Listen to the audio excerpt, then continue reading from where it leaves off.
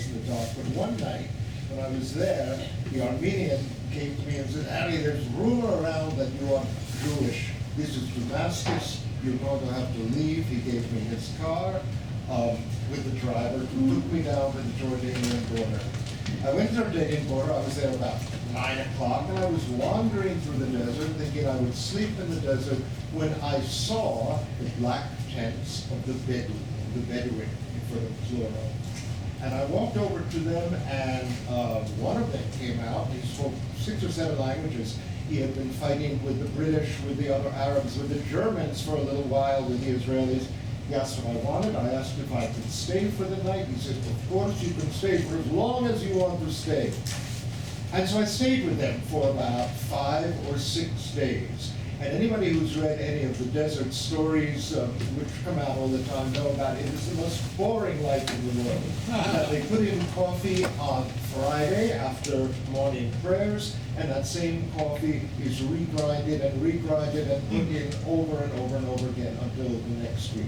They move on, they take their sheep. It is terrible, but one day there was something different. There had been an old man who had been, I hardly ever saw him. He was very old, he was coughing and smoking and wheezing, and one day he died.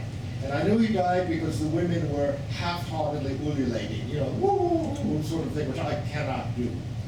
The men also looked very, very sad, so I looked also very sad. And the men then took him out, I guess about a mile into the desert, and they didn't invite me. They took out his body in a small sheet.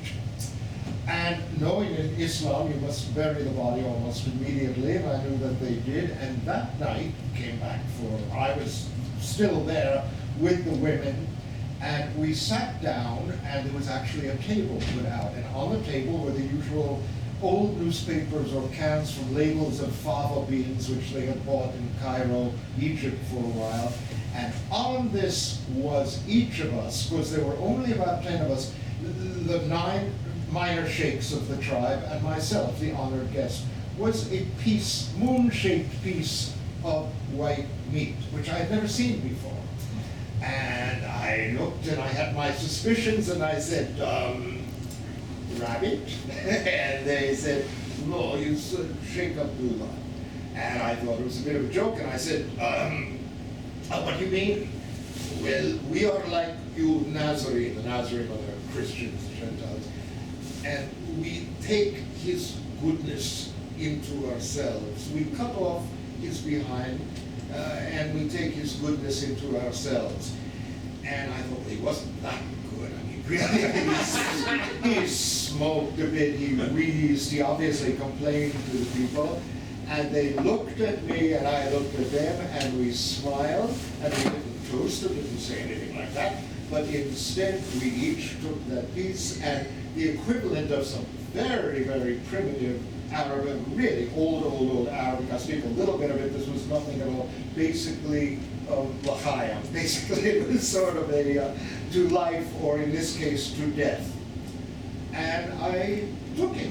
I took it down because what choice did I have? And afterwards, people spoke to me and they said, "How did it taste?"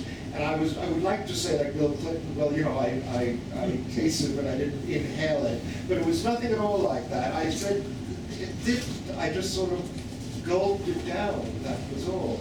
The men looked at me, I looked at them, we all smiled, and a few days later, I left. They kissed me on both cheeks, all of them, because I don't think they had ever seen a non-Bedouin eat flesh as I had. But what choice did I have at that point? Anyway, all I could say about this was that they were very, very wonderful because they had taken me into their hearts. I, on the other hand, taken one of them into my stomach. And so I thought we had kind of an equal showing on this business. It was the first and last time that I had flesh to eat, but I enjoyed it.